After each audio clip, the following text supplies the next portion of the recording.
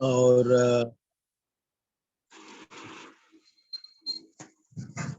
नमस्कार बच्चों, आज हम राजनीति शास्त्र पढ़ेंगे। राजनीति शास्त्र का दूसरा पाठ, भारत की विदेश नीति की विकास यात्रा। इसके पहले हमने जो पढ़ा राजनीति शास्त्र में, वह विश्व में हुई जो युद्ध हुए, प्रथम और द्वितीय विश्व युद्ध, उसकी हमने जानकारी ली। और उसके बाद कौन कौन सी घटनाएं घटी विश्व में, हमने उसका अध्ययन किया। जैसे प्रथम विश्व युद्ध वर्ष 1914 से लेकर 1918 के बीच में लड़ा गया। फिर द्वितीय विश्व युद्ध वर्ष 1939 से लेकर 1945 तक, और यह विश्व युद्ध निरंतर चलकर 1945 में जो यह द्वितीय विश्व युद्ध खत्म हुआ। उसके बाद शीत युद्ध हमने देखा, गुट निरपेक्षतावाद, प्रादेशिक संगठनों का निर्माण, गुट निरपेक्षतावाद आंदोलन और गुट निरपेक्षतावाद आंदोलन का मूल्यांकन। तो हमने और उसके बाद लास्ट में शीत युद्ध का अंत वर्ष 1945 में हुआ। हमने इसका अध्ययन किया और उसी समय देश में विश्व में गुटबाजी जो है की शुरुआत हो गई थी। मित्र राष्ट्र एक दूसरे का साथ देकर इस युद्ध में सहभाग हुए और यह प्रथम और द्वितीय विश्व युद्ध हुआ। प्रथम और द्वितीय विश्व युद्ध के बाद इतनी जान और माल की हानि हुई कि आगे चलकर तृतीय विश्व युद्ध न हो, उसके लिए नियम बनाए गए। क्यों? क्योंकि इसमें सबसे ज्यादा नुकसान विश्व स्तर पर मानवीय मूल्य का हो रहा था, आर्थिक हो रहा था।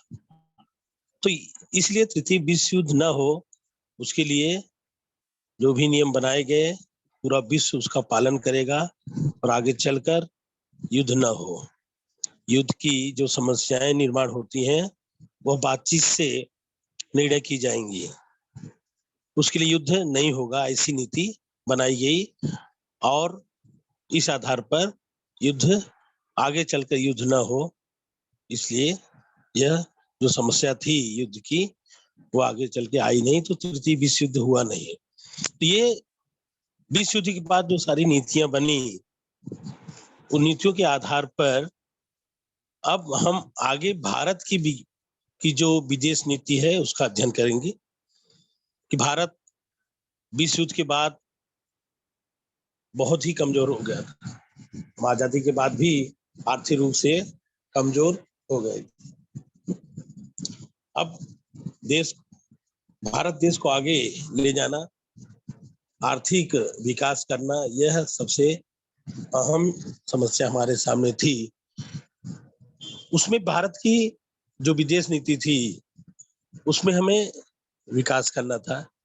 वो विकास यात्रा हमने कैसे तय की, क्या क्या पहलू थे जिसके आधार पर हम भारत की विदेश नीति की विकास यात्रा में धीरे धीरे आगे बढ़े। सबसे पहले बच्चों ये जानना जरूरी है कि विदेश नीति क्या है, विदेश नीति का अर्थ क्या है। सभी देश अंतरराष्ट्रीय व्यवस्था के घटक होते हैं। बच्चे ध्यान देंगे, सभी देश अंतरराष्ट्रीय व्यवस्था के घटक होते हैं। उनमें से कोई भी राष्ट्र सभी अर्थों में स्वयंपूर्ण नहीं होता है। पहले मतलब बच्चों ये है कि कोई भी राष्ट्र हो पूरे विश्व में, वह अपने आप में ही परिपूर्ण नहीं होता है।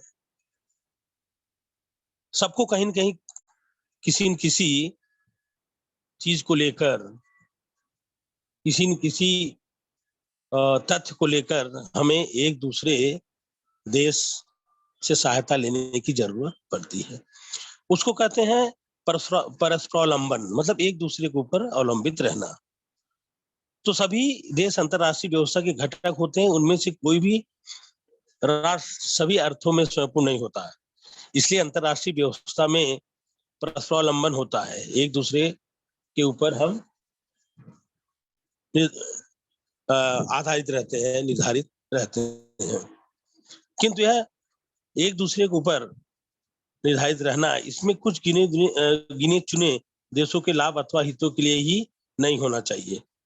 यह कुछ ही देशों के लाभ के लिए नहीं होना चाहिए, वह प्रत्येक राष्ट्र के हित के लिए हो, इसके लिए प्रयास करने पड़ते हैं कि सभी राष्ट्रों के हित में हो। जो विदेश नीति होती है उसके अंतर्गत सभी जो अंतर्राष्ट्रीय स्तर के हमारा संबंध है वह सभी राष्ट्रों के साथ होना चाहिए।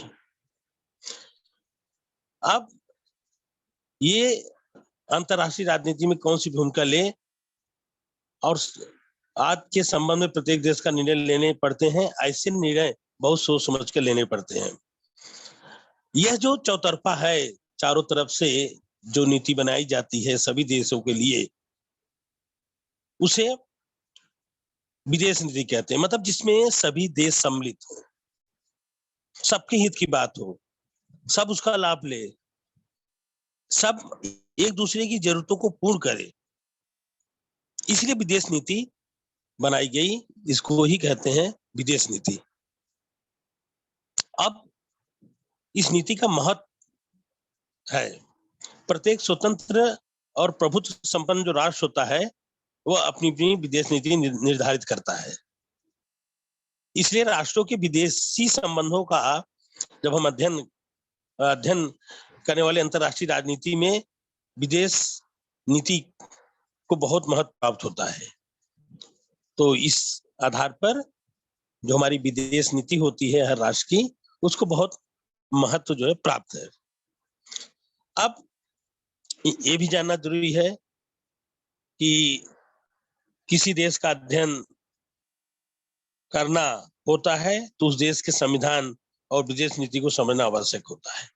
हमें जानना बहुत जरूरी है कि हम अगर कोई नीति निर्धारित कर रहे हैं उस देश को साथ में लेकर, या अपनी विदेश नीति हम जो है बना रहे हैं, तो उसमें संविधान की जो नीति हो, संविधान और उस विदेश नीति को समझना बहुत आवश्यक होता है। अब ये विदेश नीति का महत्व क्या होता है, क्या महत्व है? राष्ट्रीय हित जो है इसमें जुड़ा हुआ होता है, राष्ट्र का हित जुड़ा होता है, अंतर्राष्ट्रीय हित जुड़ा होता है। अंतर्राष्ट्रीय स्तर पर हमें कौन सी सुविधाएं, कौन से लाभ एक दूसरे से ले, ये इसका मुख्य महत्व है विदेश नीति का। अब विदेश नीति से क्या तात्पर्य क्या है भी जानना जरूरी है। राष्ट्रीय हित और विदेश नीति का बहुत निकट संबंध होता है। राष्ट्रीय हित संबंधों का संवर्धन विदेश नीति द्वारा किया जाता है। यहाँ पे मार्क करना जरूरी है कि राष्ट्रीय हित संबंधों का संवर्धन विदेश नीति के द्वारा समझा जा सकता है। तो राष्ट्रीय हित संवर्धन सबसे अधिक महत्व है, इसलिए विदेश नीति का विस्तृत जानकारी हमें रखनी चाहिए। हमें राष्ट्रीय हित संबंधों का अर्थ और उसका महत्व समझना चाहिए कि जो हमारे जो राष्ट्रीय हित संबंध उससे जुड़े हुए हैं, हमारे राष्ट्र का जो विकास है उससे जुड़ा हुआ है। तो ये जो विदेश नीति है उसका एक प्रकार से क्या महत्व है अपने देश के लिए, सब इस बात को समझे। अब विदेश नीति का महत्व यह जानना बहुत जरूरी है। राष्ट्रीय हित संबंध से तात्पर्य अपने देश की स्वतंत्रता और प्रभुत्व संपन्नता को सुरक्षित रखने के लिए की जाने वाली उपाय योजना है। इसे सभी बच्चे याद रखेंगे कि राष्ट्रीय हित संबंध से तात्पर्य अपने देश की स्वतंत्रता और प्रभुता संपन्नता को सुरक्षित रखने के लिए की जाने वाली उपाय योजना है। यह महत्वपूर्ण लाइन है जो बता रहा हूं, इसको आप याद रखो परीक्षा में इस तरह के प्रश्न खाली स्थान में या जोड़ियां मिलाओ में पूछा जाता है। अपना आर्थिक विकास साध कर अपनी सामर्थ्य बढ़ाने के लिए किए जाने वाले प्रयत्नों का भी राष्ट्रीय हित संबंधों में समावेश होता है। अपने राष्ट्र के लिए क्या लाभप्रद है और क्या उचित है, इसका विचार कर जब निर्णय लिए जाते हैं तब उसे राष्ट्रीय हित संबंधों का संवर्धन कहा जाता है। तो इसमें जो राष्ट्रीय विकास होता है, राष्ट्र का विकास होता है, उसका संवर्धन करना होता है। तो इसका महत्व है कि हमें लाभप्रद अपने साथ साथ अन्य देशों का जो लाभ है वह इसमें होता है। हम एक दूसरे की सहायता करके लाभान्वित होते हैं। किसी भी राष्ट्र के राष्ट्रीय हित संबंधों को और मजबूत बनाने के लिए कई मुद्दे हैं जिसके आधार पर यह जो है महत्वपूर्ण होती है। पहला, जैसे अपने देश की स्वतंत्रता, प्रभुत्व, संपन्नता तथा अखंडता की रक्षा करना आर्थिक अर्थात संरक्षण सर्वोच्च राष्ट्रीय हित होता है। अपने देश की जो स्वतंत्रता है, जो आजादी है और प्रभुत्व, संपन्नता और अपने देश की अखंडता की हमें रक्षा करना, यह जो है एक महत्वपूर्ण पहलू है विदेश नीति का। उसके बाद आर्थिक विकास भी एक महत्वपूर्ण राष्ट्रीय हित है। आर्थिक दृष्टि से कमजोर राष्ट्र को अपनी स्वतंत्रता की रक्षा करना भी कठिन होता है। इसलिए सुरक्षा के साथ साथ आर्थिक विकास को भी महत्वपूर्ण राष्ट्रीय हित माना जाता है। तो ये इसमें आर्थिक विकास भी जुड़ा हुआ है। हमारा आवागमन एक दूसरे राष्ट्रों से होता है, हम आयात निर्यात करते हैं, इस आधार पर हमारा आर्थिक लाभ भी उस पर निर्धारित है। जो वस्तुएं हमारे पास नहीं है हम उसे खरीदते हैं और जो वस्तुएं दूसरे देशों की को जरूरत है हम उसे बेचते हैं। तो ये इसमें आर्थिक हित होता है और वह आर्थिक हित राष्ट्र में होता है। इसलिए यहाँ पर ये मुद्दा जो विदेश नीति के महत्व के लिए है कि हमें राष्ट्रीय स्तर पर आर्थिक विकास, अपने देश के लिए आर्थिक विकास को मजबूत करना, यह भी एक महत्व है विदेश नीति का। तो इस प्रकार से विदेश नीति का अर्थ क्या है, विदेश नीति कहते हैं और उसका महत्व क्या है। अब राष्ट्रीय संबंध और विदेश नीति, रक्षा और आर्थिक विकास के विषय में राष्ट्रीय हित अंततः उनका संवर्धन हो, इस दृष्टि से विदेश नीति बनाई जाती है। इसलिए राष्ट्रीय हित संबंध उद्देश्य माने जाते हैं, तो विदेश नीति उन्हें प्राप्त करने का साधन मानी जाती है। परिस्थितियों और समय के अनुसार राष्ट्रीय उद्देश्यों में परिवर्तन होते रहते हैं। उसी के अनुसार राष्ट्रीय हित संबंधों में भी परिवर्तन होते हैं। इन परिवर्तनों का प्रतिबिंब विदेश नीति में दिखाई देता है। इसलिए विदेश नीति प्रभावी होती है। यह इसका जो प्रभाव है वह निरंतर अन्य देशों तक चलते रहता है। तो यह विदेश नीति बहुत ही प्रभावी होती है। अब देखो यहाँ पे एक चीज और मैं बता देना चाहता हूँ कि परिस्थितियों और कालानुसार विदेश नीति में परिवर्तन होता है। फिर भी कुछ देशों की विदेश नीति कुछ शाश्वत मूल्यों पर आधारित होती है। जैसे भारत की विदेश नीति अंतरराष्ट्रीय शांति, मानवाधिकार, सुरक्षितता, इन मूल्यों पर आधारित है। उसके प्राप्त करने के लिए विदेश नीति में कौन कौन से प्रावधान होने चाहिए, यह उसमें होना बहुत जरूरी है, क्योंकि यह हमारे राष्ट्र हित के लिए है, भारत की राष्ट्र हित के लिए है। भारत की विदेश नीति में जो राष्ट्र हित छुपा हुआ है उसके लिए यह सारी चीजें देखी जाती हैं। हमारा जो मानवाधिकार है उसकी सुरक्षिता और विश्व स्तर पर शांति स्थापित करना, युद्ध का समस्या ना आना, तो ये चीजें मूल रूप से हमें समझ में आनी चाहिए, जिससे हम बाकी मुद्दे भी समझ जाएं। ये आगे विदेश नीति को निश्चित करने वाले घटक कौन से हैं? अब अंतरराष्ट्रीय व्यवस्था में किस राष्ट्र के साथ किस प्रकार के संबंध रखे जाएं, यह विदेश नीति के आधार पर निर्धारित किया जाता है। यहाँ पर मैं बताना चाहता हूं कि विदेश नीति को निश्चित करने वाले घटक, मतलब उस विदेश नीति को स्थापित करने के बाद सुचारू रूप से वह लागू होना चाहिए, उसके कौन कौन से घटक होते हैं। तो अंतरराष्ट्रीय व्यवस्था में किस राष्ट्र के साथ किस प्रकार के संबंध रखे जाएं, अंतरराष्ट्रीय स्तर पर राष्ट्रों के साथ कैसे संबंध रखा जाए, यह घटक में समझना जरूरी है। यह विदेश नीति के आधार पर ही निर्धारित किया जाता है। परंतु विदेश नीति निर्धारण के समय अनेक घटकों का उस पर परिणाम भी होता है। जैसे पहला है देश का भौगोलिक स्थान कैसा होना चाहिए। आपने पृथ्वी का भूगोलक अर्थात ग्लोब देखा होगा, अथवा विश्व की राजनीतिक मानचित्र भी देखा होगा।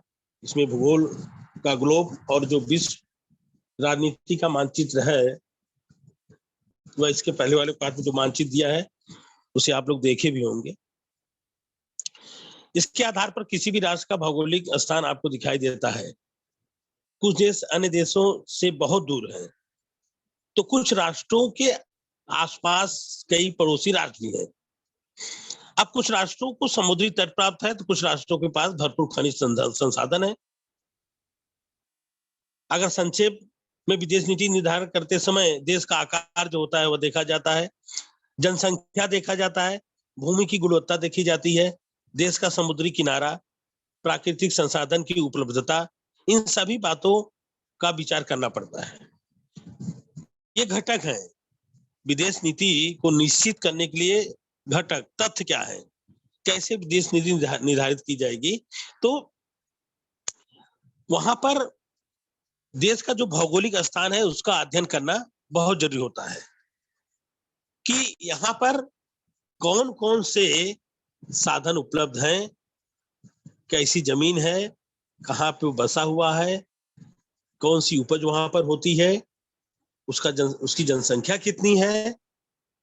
यह जो है देश विदेश नीति की जो भौगोलिक स्थान को जानने के घटक है। उसके बाद आता है राजनीतिक व्यवस्था कैसी है। अभी हमने भौगोलिक स्तर पे देखा, जिससे हमें मालूम पड़ता है कि वहाँ की जो भूमि है वह कैसी है, वहाँ क्या उपज होती है, कहाँ पर वह बसा हुआ है, वो समुद्र के किनारे या समुद्र से दूर है। फिर दूसरा होता है राजनीतिक व्यवस्था। लोकतांत्रिक शासन व्यवस्था में संसद की विदेश नीति के निर्धारण में महत्वपूर्ण स्थान प्राप्त है। हमारी जो लोकतांत्रिक शासन व्यवस्था है, हमारा देश लोकतांत्रिक है, इसके पहले भी पढ़े हो आप लोग, जानते हो।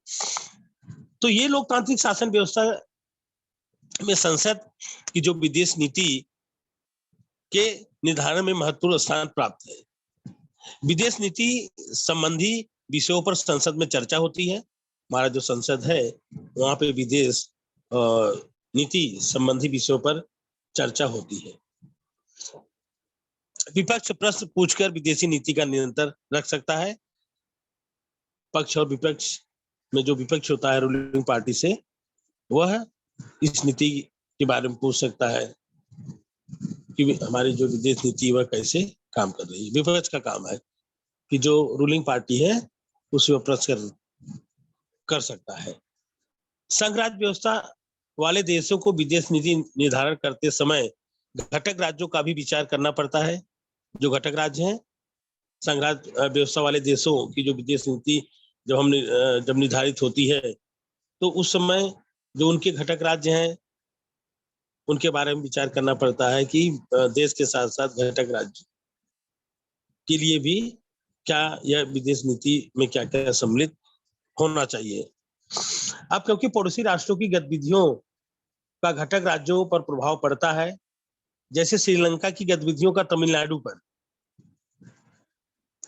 अब गतिविधियों का घटक राज्यों पर प्रभाव पड़ता है, राष्ट्र की गतिविधियों का घटक राज्यों पर प्रभाव पड़ता है, जैसे श्रीलंका की गतिविधियों का तमिलनाडु पर, और बांग्लादेश की गतिविधियों का पश्चिम बंगाल, और पूर्वोत्तर राज्यों का पर परिणाम। जो पूर्वोत्तर राज्य हैं, अभी हम लोग ने उस दिन पढ़ा था, 8 पूर्वोत्तर राज्य हैं। तो उन राज्यों में भी इसके घटक या जो विदेश नीति बनाई जाती है उसमें भी उनके लिए भी समावेश होना चाहिए। तो घटक राज्यों के साथ साथ पूर्वोत्तर राज्य जो है तो भी उसका परिणाम होता है। अगला है अर्थव्यवस्था। आधुनिक समय में किसी भी देश की आर्थिक स्थिति का विदेश नीति निर्धारित करने में बहुत महत्व प्राप्त हो गया है। सभी राष्ट्रों में आर्थिक विकास सबसे महत्वपूर्ण उद्देश्य बन गया है। इस प्रकार अर्थव्यवस्था का विदेश नीति पर दो प्रकार से परिणाम होता है। पहला है देश की अर्थव्यवस्था मजबूत करने हेतु अन्य राष्ट्रों से प्रस्थापित किए जाने वाले आर्थिक संबंध, आयात निर्यात, वैश्विक व्यापार में सहभाग आदि बातें विदेश नीति तय करती है। दूसरा है वर्तमान वैश्विक व्यवस्था में आर्थिक सुरक्षा के मुद्दे राष्ट्रीय सुरक्षा की तरह महत्वपूर्ण माने जाते हैं। आर्थिक सुरक्षा जितनी मजबूत होगी, राष्ट्र उतनी ही सामर्थ्यवान राष्ट्र की मान्यता मिलती है। मजबूत अर्थव्यवस्था वाले देश कम परावलंबी होते हैं तथा वे स्वतंत्रता पूर्वक विदेश नीति का निर्धारण कर सकते हैं। इसमें यह भी जानना जरूरी है बच्चों की राज्य की आर्थिक सामर्थ्य बढ़ाने के लिए केवल गरीबी दूर करने के लिए करने पर बल देते हुए संपत्ति और क्रय विक्रय शक्ति बढ़ाने के प्रयत्न करने चाहिए। तो किसी भी देश की जो आर्थिक व्यवस्था होती है उसमें सबसे महत्वपूर्ण है कि उस देश की गरीबी को दूर करने पे बल देने के साथ जो क्रय विक्रय की शक्ति है उसको बढ़ाना, जिससे आर्थिक व्यवस्था सुधरे, क्रय शक्ति बढ़ाने का प्रयत्न करना, क्योंकि आर्थिक रूप से हम तब मजबूत होंगे जब हमारे पास अर्थ अर्थात पैसा जो है वह अधिक आएगा। तो कब पैसा आएगा? जब हमारे हमारे जो वस्तुएं हैं, जो सामान है वह बिकेंगे और उससे जो पैसा आएगा उससे हमारा आर्थिक विकास जो मजबूत होगा। ये एक अर्थव्यवस्था को मजबूत करने की कड़ी है। उसमें एक कड़ी है गरीबी को दूर करने पे बल देना, क्योंकि जब गरीब है तो आर्थिक मजबूती नहीं आ सकती है, तो उसको दूर करना एक अर्थव्यवस्था में महत्वपूर्ण घटक है। उसके बाद मजबूत अर्थव्यवस्था वाले देश कम परावलंबी होते हैं तथा वे स्वतंत्रता पूर्वक विदेश नीति का नियंत्रण पर रखते हैं। मतलब जिनकी अर्थव्यवस्था मजबूत है वो दूसरों पर कम निर्धारित रहते हैं। नहीं तो ऐसी हालत कहने का अर्थ क्या है कि ऐसी हालत नहीं होनी चाहिए कि हम हमेशा दूसरों पर अवलंबित रहे। हमारी भी आर्थिक स्थिति मजबूत होनी चाहिए। अगर मैं भारत का एग्जाम्पल लूं तो हम हमेशा कोशिश करते हैं कि हम अधिक से अधिक आर्थिक रूप में मजबूत रहे, हम परावलंबी न रहे। मतलब कहने का क्या है कि दूसरे के ऊपर हम अवलंबित न रहे, और फिर उसके बाद स्वतंत्रता पूर्वक आजादी से हम विदेश नीति का निर्धारण कर सकते हैं। तो इस तरह से हम अपनी अर्थव्यवस्था को अगर मजबूत रखेंगे तो हमारी जो विदेश नीति का जो निर्धारण तत्व है वह हम आराम से निर्वाह कर सकते हैं। चौथा आता है राजनीतिक नेतृत्व। विदेश नीति निर्धारण में राष्ट्रपति, प्रधानमंत्री, विदेश मंत्री, रक्षा मंत्री, वित्त मंत्री, गृह मंत्री का सहयोग होता है। जो हमारी राजनीतिक नेतृत्व कौन करता है, मुख्य रूप से उनका समावेश विदेश नीति में बहुत जरूरी होता है। जैसे हमारे देश के राष्ट्रपति, उसके बाद प्रधानमंत्री, फिर रक्षा मंत्री, वित्त मंत्री और गृह मंत्री का सहयोग होता है। विदेश नीति की निरंतरता बनाए रखकर उसे सुधारने का प्रयत्न इन पदों में व्यक्त करते हैं। जैसे पंडित जवाहरलाल नेहरू ने भारत की विदेश नीति पर गुटनिरपेक्षतावाद को बढ़ावा दिया। अटल बिहारी वाजपेयी ने भारत चीन संबंध सुधारने में बड़ा योगदान दिया। तो ये जो राजनीतिक नेतृत्व है वह विदेश नीति में बहुत महत्वपूर्ण घटक माने जाते हैं। वही घटक है, जब इनका नेतृत्व अच्छा रहेगा, इनकी पॉलिसी अच्छी रहेंगी, तो हमारा देश चौतरफा विकास करेगा और हम मजबूत होंगे।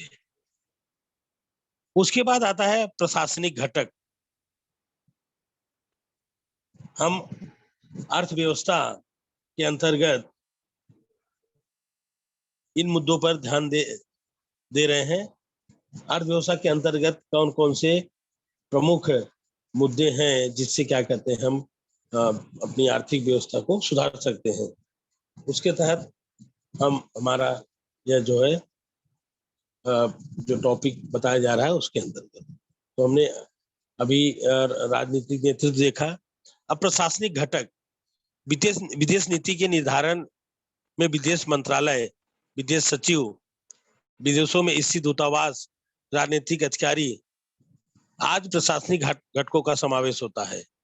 यद्यपि विदेश नीति संबंधी अंतिम निर्णय प्रधानमंत्री तथा उनका मंत्रिमंडल लेता है। प्रशासनिक घटक क्या है? विदेश नीति के निर्माण में विदेश मंत्रालय, विदेश सचिव, विदेशों में स्थित दूतावास और राजनीतिक अधिकारी, ये सब विदेश नीति के प्रशासनिक घटक हैं जिनका समावेश होता है। यहाँ पे जानना जरूरी है बच्चों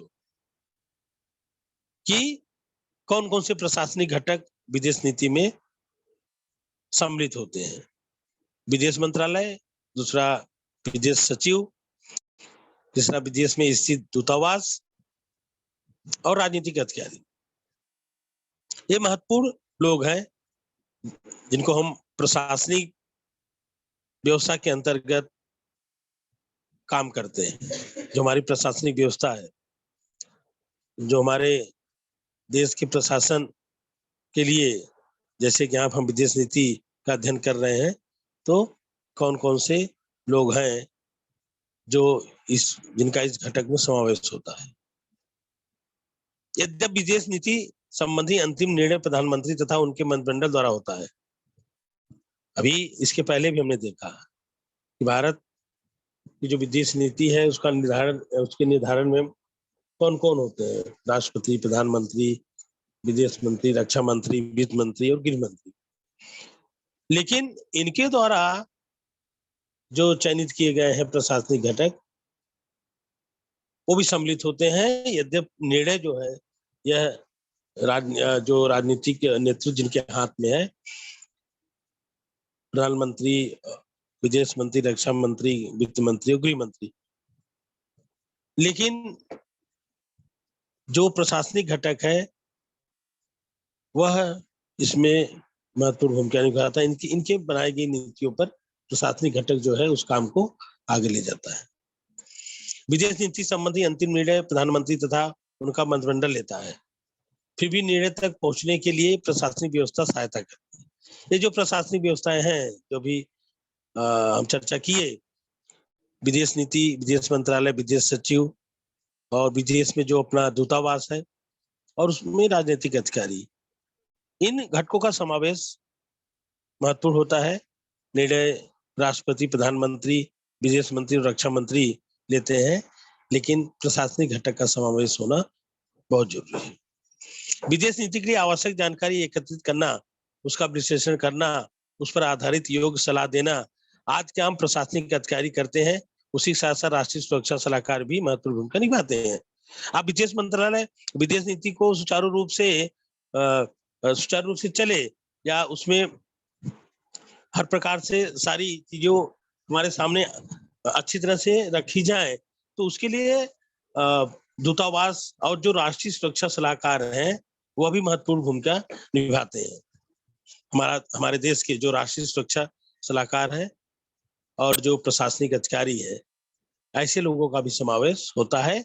तो ये है प्रशासनिक घटक जो हमारी अर्थव्यवस्था को विदेश नीति के अंतर्गत मजबूत बनाते हैं और इनके द्वारा हमारी जो विदेश नीति है उसमें हर प्रकार की चीजें सम्मिलित होती हैं और वह एक सुचारू रूप से अंतर्राष्ट्रीय स्तर पर रखी जाती है। तो ये जो घटक होते हैं, यह उसमें महत्वपूर्ण घटक हैं। भौगोलिक घटक, राजनीतिक जो व्यवस्था होती है, फिर अर्थव्यवस्था क्या है, फिर उसमें राजनीतिक नेतृत्व की में कौन-कौन आते हैं, कौन-कौन जो राजनीतिक नेतृत्व वाले हैं, वो उसमें उनके द्वारा बनाया जाता है। वर्तमान समय में जो रहेगा, जो भी पार्टी रहेगी, जो रूलिंग पार्टी रहती है, उसमें जो राष्ट्रपति या प्रधानमंत्री, विदेश मंत्री, रक्षा मंत्री, वित्त मंत्री और गृह मंत्री होते हैं, उनका सहयोग अ, होता है। चूँकि अपना देश लोकतांत्रिक देश है, हर 5 वर्ष बाद चुनाव होता है, तो उसके बाद नई हमारी सरकार बनती जो फॉर्म में आती है, तो उस समय जो नेतृत्व करते हैं, उनका वो अपना विचार रखते हैं और उसके बाद प्रशासनिक घटक जो है, उन बातों को आगे ले जाते हैं। तो ये हो गया हमारा क्या कहते हैं विदेश नीति को निश्चित करने वाले कौन-से घटक हैं। हमारे भारत की जो विदेश नीति है, बच्चों ये समझना जरूरी है, हम भारत की विदेश नीति की विकास यात्रा पढ़ रहे हैं। तो जो भारत की विदेश नीति है, वह कैसे निश्चित होती है, उसके लिए कौन-कौन से घटक महत्वपूर्ण हैं, कौन-कौन से घटक घटक होने चाहिए, वह हमने पढ़ा। अब भारत की विदेश नीति क्या है? विदेश नीति संबंधी प्राथमिक जानकारी लेने के बाद हम भारत की विदेश नीति के संबंध में जानेंगे। जैसा सब जानते हैं, वर्ष 1947 में भारत को आजादी मिली, तभी से भारत स्वतंत्र रूप से अपनी विदेश नीति निर्धारण की शुरुआत किया हुआ है। तो भारतीय संविधान के नीति निर्देशक सिद्धांतों के शासन विदेश नीति को कैसे निर्धारित करे, इस विषय पे प्रावधान किया गया है। जब हमारा भारत देश आजाद हुआ 1947 में, उसके बाद से हमारी विदेश नीति का निर्धारण शुरू हुआ और उसके बाद इस विदेश नीति को कैसे निर्धारित की जाए, तब से हम जो है इस पे निरंतर काम कर रहे हैं। इस विषय में क्या प्रावधान रखा जाए।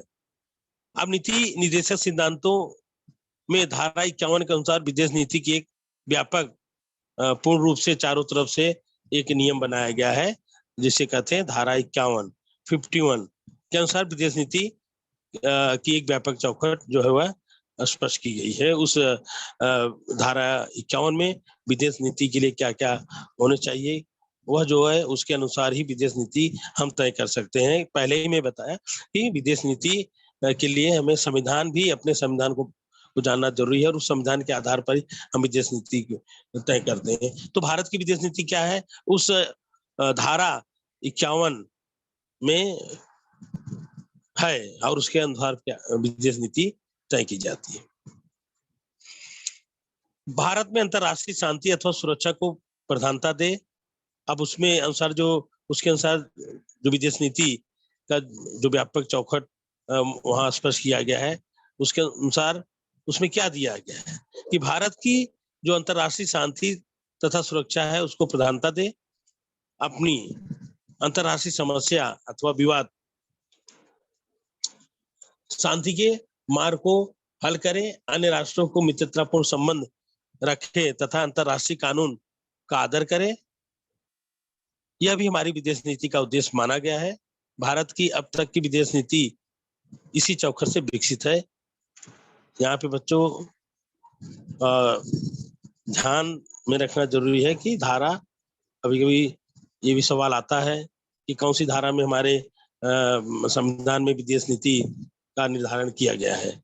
उसके बाद महत्वपूर्ण चीज क्या आता है कि उसके अनुसार क्या-क्या चीजें विदेश नीति में सम्मिलित होनी चाहिए।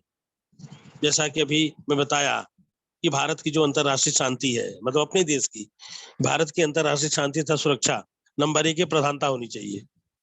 उस 51 संशोधन में दिया हुआ है, धारा 51 में दिया हुआ है संविधान कि सबसे पहले हमारे देश की अंतर्राष्ट्रीय सुरक्षा और शांति सुरक्षा का प्रावधान दे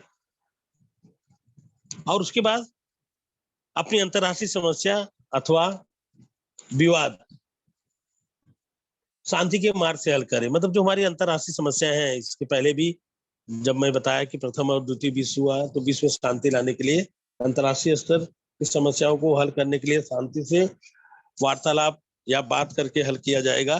युद्ध नहीं किया जाएगा, यह नीति बनाई गई। तो उसी के आधार पर यह है कि अंतर्राष्ट्रीय समस्या या अंतर्राष्ट्रीय जो देशों का विवाद है वह जो शांति के मार्ग से हल करना चाहिए, न कि युद्ध करके। अन्य राष्ट्रों से मित्रतापूर्ण संबंध रखे तथा अंतर्राष्ट्रीय कानून का आदर करे।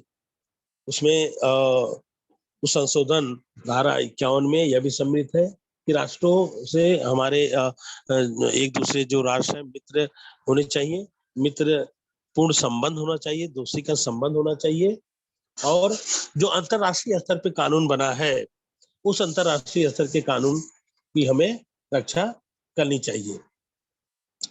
यह भी हमारी विदेश नीति का उद्देश्य माना गया है।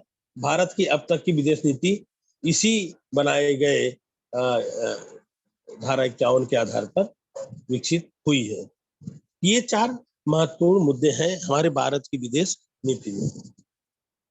उसके बाद भारत की विदेश नीति के कुछ और उद्देश्य निम्नानुसार हैं।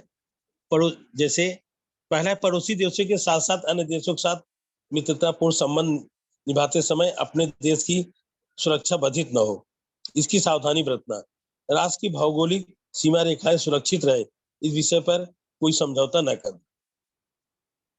तो भारत की विदेश नीति के अनुसार कौन कौन से उद्देश्य हैं उस नीति के।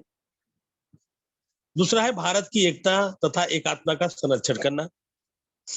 हम लोग भारत की विदेश नीति के कुछ और उद्देश्य पढ़ रहे हैं।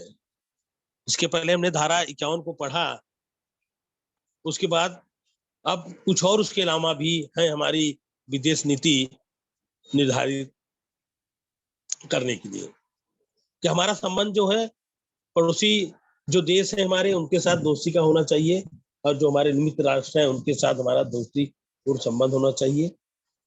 सीमा रेखाएं सुरक्षित हो, राष्ट्र की भौगोलिक जो सीमा रेखाएं हैं वह सुरक्षित रहे, और इस विषय में कोई समझौता न हो। हम इस पर कोई समझौता नहीं करेंगे। हमारी भौगोलिक परिस्थितियां जो है, हमारी सुरक्षा जो है, उसमें हम समझौता नहीं करेंगे। हमें सुरक्षा चाहिए, सुरक्षा। दूसरा आता है भारत की एकता तथा एकात्मता का संरक्षण करना, अर्थात भारत की एकता और अखंडता को सुरक्षित बनाए रखना। यह भी एक उद्देश्य है भारत की विदेश नीति में। मतलब ये जो विदेश नीति है यह हमने अपने लिए बनाए, जो हम अन्य देश के सामने रख सकते हैं। तीसरा है दूसरे देशों में निवास करने वाले हमारे नागरिक के हितों की रक्षा करना। इस जिम्मेदारी को संबंधित देशों में भारतीय दूतावास निभाते हैं। जो हमारे अम्बासिडर हैं, भारतीय दूतावास है दूसरे देशों में, तो वहां पे जो अपने देश के नागरिक रहते हैं, हमारे देश के नागरिक जो दूसरे देशों में निवास करते हैं, चाहे वह शिक्षा के लिए जाए या अपनी रोजी रोटी के लिए कमाने के लिए विदेश में जाते हैं, तो ऐसे में वहां का जो दूतावास है वह जिम्मेदारी उसके पास होती है। उसके बाद भारत के आर्थिक विकास के लिए विदेशों के साथ साथ आर्थिक और व्यापारिक संबंध स्थापित करना। हमारे भारत की जो आर्थिक व्यवस्था है उसको और विकसित करने के लिए और आर्थिक विकास करने के लिए विदेशों के साथ आर्थिक और व्यापारिक पैसे और व्यापार का संबंध स्थापित करना, यह भी एक अलग से क्या कहते हैं कि विदेश नीति के उद्देश्य है। अब अगला टॉपिक भारत की विदेश नीति की समीक्षा। हम लोग भारत की विदेश नीति की विकास यात्रा का अध्ययन कर रहे हैं बच्चों, जिसमें हमने यहाँ पर विदेश नीति का अर्थ देखा, महत्व देखा, उसके बाद विदेश नीति को निश्चित करने वाले घटक कौन कौन से हैं वो हमने देखा। अब आगे हम भारत की विदेश नीति की जो है उसकी समीक्षा, मतलब उसमें क्या है, क्या लोगों को मालूम होना चाहिए, उसका अध्ययन हम करेंगे। भारत की विदेश नीति की समीक्षा। भारत की विदेश नीति की समीक्षा हम 2 चरणों में करेंगे। पहला है स्वतंत्रता से लेकर वर्ष 1990 तक का माना जाता है, जो उसका पहला चरण है सन 1947 से लेकर 1990 तक माना गया है, उसका पहला चरण। और जो दूसरा चरण है सेकेंड स्टेज, जो 1990 के बाद से आज तक का है। तो ये हमारी जो विदेश नीति है जिसकी हम समीक्षा करेंगे, समीक्षा करना मतलब जानना, उसके बारे में पढ़ना या उसके बारे में कुछ अपने विचार रखना, तो 2 चरण में यहाँ पर वो जो भारत की विदेश नीति है, उसके 2 चरण के रूप में उसकी समीक्षा का समय निर्धारित किया गया है। पहला है आजादी के बाद वर्ष 1947 से 1990 तक। दूसरा चरण है, यह सभी बच्चे ध्यान में रखेंगे, परीक्षा में भी पूछा जाएगा कंफर्म, खालिस्तान में भी आ सकता है, जोड़ियां मिलाओ में भी आ सकता है, हाँ, असत्य सत्य जोड़ी में भी आ सकता है। तो ये जानना बहुत जरूरी है, इसे अपनी किताब में रिमार्क भी कर लो कि 2 चरण बने, जिसमें पहला चरण था आजादी के बाद से लेकर 1990 तक, दूसरा चरण जो है 1990 से लेकर अभी तक। भारत की विदेश नीति का जो आरंभिक चरण था वो हम देखेंगे। पंडित जवाहरलाल नेहरू ने आरंभिक समय में भारत की विदेश नीति का प्रारूप तैयार किया। भारत की विदेश नीति के द्वारा उन्होंने उपनिवेशवाद का विरोध किया, अंतर्राष्ट्रीय भूमिका लेकर वैश्विक शांति तथा सुरक्षा को प्रधानता दी। इस समय की भारत की विदेश नीति पर 3 बातों का प्रभाव था। पहला है सभी अंतर्राष्ट्रीय गतिविधियों का आकलन करना, किसी भी सत्ता के दबाव के बिना स्वतंत्र रूप से करने का प्रयत्न किया। शांति बनाए रखना हमेशा की ही भारतीय विदेश नीति की विशेषता रही है। तो यह जो हमारे भारतीय विदेश नीति जो है उसके महत्वपूर्ण तत्व है। अब दूसरा है पाकिस्तान और चीन, इन देशों की ओर से उत्पन्न होने वाले खतरों पर भी विचार करना। तो आरंभिक चरण क्या थे? हमारी विदेश नीति का जो शुरुआती चरण था, जैसा कि मैंने बताया कि 2 कालों में यह बांटा गया, आजादी से लेकर 1990 तक, दूसरा 1990 से लेकर अब तक। तो वह विदेश नीति के आरंभ में क्या क्या बातें रखी गई कि जैसा पहले मैंने बताया कि अंतर्राष्ट्रीय गतिविधियां उनका आकलन करना, और पंडित जवाहरलाल नेहरू ने आरंभिक मतलब शुरुआत से ही भारत में विदेश नीति का प्रारूप तैयार किया था। हम लोग इसके पहले भी पढ़े हुए हैं कि पंडित जवाहरलाल नेहरू को भारत की विदेश नीति का शिल्पकार कहा जाता है। इसे हमने इतिहास में पढ़ा हुआ है। ये भी याद रखना है कि भारत की विदेश नीति के शिल्पकार कौन है? पंडित जवाहरलाल नेहरू। तो उन्होंने पहले इस बात को स्पष्ट कर दिया था। पाकिस्तान और चीन, ये जो हमारे मुख्य रूप से जब हमारे ऊपर दबाव डालते हैं, समय समय पे आज तक वो समस्याएं चल रही हैं, हमारा युद्ध चल रहा है, लड़ाई चल रही है, तो मुख्य रूप से उस समय जो हमारी विदेश नीति थी, इस बात को रखा गया कि भारत की जो विदेश नीति है इन देशों की ओर से उत्पन्न होने वाले खतरों पर विचार करेगी। तीसरा है आत्मनिर्भरता का आग्रह और उस पर होने वाला विदेश नीति का बल, यह भी तत्कालीन विदेश नीति का विशेषता रही है। हम लोग पढ़ रहे हैं भारत की विदेश नीति का आरंभिक चरण क्या था। आरंभिक काल में भारत ने अपनी विदेश नीति के द्वारा एशिया महाद्वीप के देशों के साथ संबंध सुधारने के प्रयास किए। एशियाई राष्ट्रों के सहयोग से विकास साध्य करने और अपनी स्वतंत्रता को अबाधित रखने का प्रयत्न इस कालखंड में हुआ। प्रादेशिक या क्षेत्रीय विकास की यह कल्पना आगे अफ्रीका तथा विस्तृत हुई, परंतु कुछ अफ्रो एशियाई देश अमेरिका और सोवियत संघ के शीत युद्धकालीन सैन्य संगठनों के सदस्य हो गए। इस कारण प्रादेशिक विकास की प्रक्रिया रुक गई। इसके बाद जो देश शीत युद्ध के अन्य संगठनों में सम्मिलित नहीं हुए, उन्हें गुटनिरपेक्षवाद नीति को समर्थन दिया। शांति और स्वतंत्रता, ये 2 सिद्धांत गुटनिरपेक्षवादी नीति के मूलभूत सिद्धांत बन गए। इस कालखंड में भारत को पड़ोसी राष्ट्रों के साथ हुए संघर्ष का सामना करना पड़ा। भारत और पाकिस्तान में कश्मीर समस्या को लेकर वर्ष 1947 से 1948 और 1965 में युद्ध हुए। वर्ष 1971 में तीसरे युद्ध के कारण पाकिस्तान अलग होकर स्वतंत्र बांग्लादेश का निर्माण किया। 1970 के दशक में भारत की विदेश नीति में एक प्रकार की स्थिरता थी। दक्षिण एशिया में एक प्रबल प्रादेशिक सत्ता के रूप में भारत का उदय हुआ। वर्ष 1947 में भारत के परमाणु परीक्षण का परमाणु अनुसंधान क्षेत्र में अपनी क्षमता सिद्ध की, लेकिन वर्ष 1980 में कुछ परिवर्तनों की शुरुआत हुई। दक्षिण एशियाई राष्ट्रों में आपसी सहयोग बढ़ाने की दृष्टि से सार्क संगठन की स्थापना की गई। चीन के साथ संबंध सुधारने हेतु भारत ने बातचीत आरंभ की। रक्षा विभाग के सहयोग के लिए अमेरिका के साथ भारत ने लेन देन की शुरुआत की। उसके बाद जैसा कभी मैंने बताया कि जो भारत की विदेश नीति था उसका आरंभिक चरण सर का पहला काल था 1947 से सर लेकर 1990। हाँ सर। हाँ सर, समय हो गया है, आप थोड़ा जल्दी करिएगा अभी। बस बस सर, दो ही टॉपिक बचा है सर, मेरा पूरा पाठ हो जाएगा ओके सर। दो ओके सर, मिनट ठीक है ठीक है ठीक है। बस 2 मिनट। पहला चरण है ईस्वी सन 1947 लेकर 1990 तक। अब इसमें शीत युद्ध की पृष्ठभूमि में भारत ने गुटनिरपेक्षतावाद को स्वीकार किया। इस कारण सभी राष्ट्रों से मित्रतापूर्ण संबंध बनाए रखना, विकास के लिए विविध राष्ट्रों से उचित सहायता लेना, इसे तात्कालीन समय में प्रधानता प्राप्त थी। गुटनिरपेक्षतावाद नीति के कारण भारत को अपने विकास के लिए दो महासत्ताओं से सहायता प्राप्त करना संभव हुआ। इस कालखंड में सुरक्षा व्यवस्था मजबूत करने पर बल दिया गया। इसके लिए तकनीकी विज्ञान को आयात किया गया। इसके लिए सोवियत संघ, फ्रांस और जर्मनी आदि देशों ने भारत की सहायता की। हम लोग देख रहे हैं कि भारत की जो विदेश नीति थी उसका जो पहला चरण था 1947 से लेकर 1990 तक, तो पहले चरण में इन सारी चीजों को रखा गया। इस कालखंड में भारत को भी चुनौतियों का सामना करना पड़ा। उनमें पाकिस्तान के साथ संघर्ष और बांग्लादेश का निर्माण तथा चीन के साथ संघर्ष का समावेश था। वर्ष 1947 में भारत ने परमाणु परीक्षण कर परमाणु अनुसंधान के क्षेत्र में अपनी क्षमता सिद्ध की। तो पहले चरण में 1900 बच्चों हम लोग पहला चरण ईस्वी सन 1947 और 1990 के बारे में पढ़े। अब दूसरा चरण क्या है?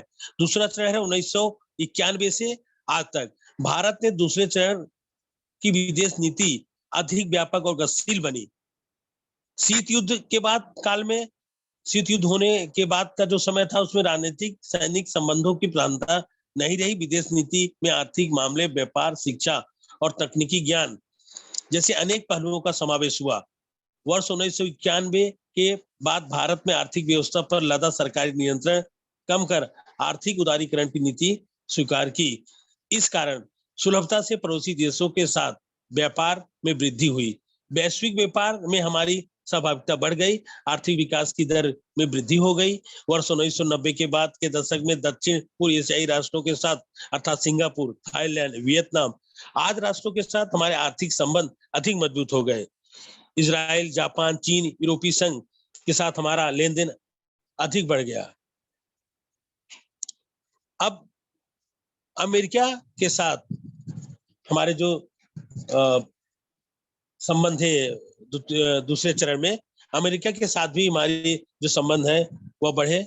उसके साथ उनसे जो विश्वास था अंतरराष्ट्रीय स्तर पर भारत को ने उसे भी मान किया। और फिर भारत की जो परमाणु नीति, भारत की विदेश नीति का महत्वपूर्ण भाग था।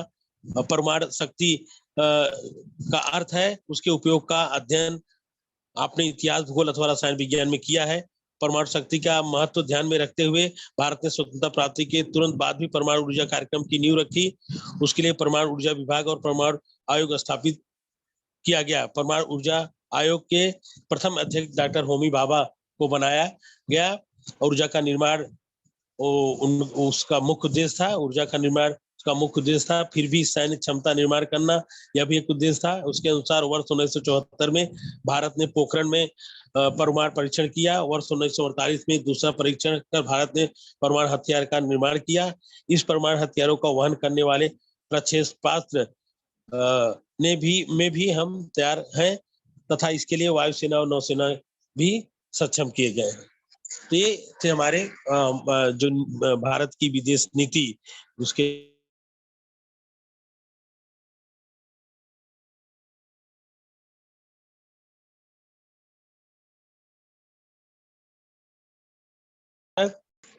हमने पढ़ा। अभी हाँ सर, बच्चों का समय आता है। यहाँ पर पाठ पूरा हुआ। हम जो है भारत की जो विदेश नीति है उसके महत्वपूर्ण घटक जो है उस पर हमने चर्चा किया। और मैं समझता हूँ, आशा करता हूँ आप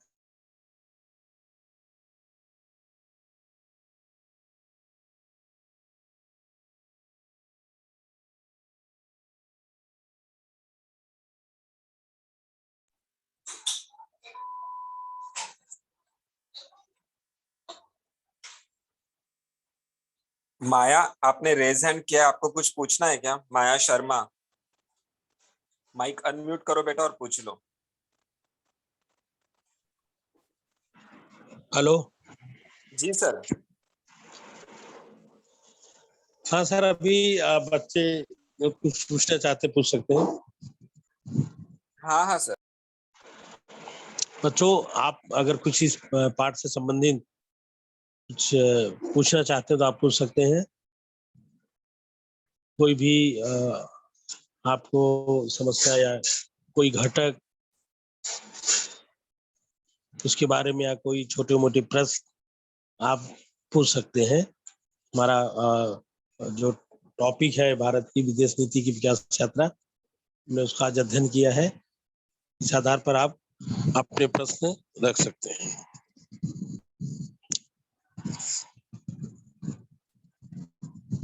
ठीक है सर, कोई हाथ उठा नहीं है सर। जी सर, जी सर। आप लास्ट स्टेटमेंट देकर खत्म कर दीजिए फिर सर। अच्छा अच्छा, ठीक है, बहुत बहुत धन्यवाद। आगे इस पाठ को आप लोग घर पे 2 बार पढ़ो अपनी पुस्तक से, और इसके जो महत्वपूर्ण मुद्दे हैं उसे याद करो। पीछे का जो स्वाध्याय है उसको लिखकर याद करें। सभी को धन्यवाद। थैंक यू सर, धन्यवाद।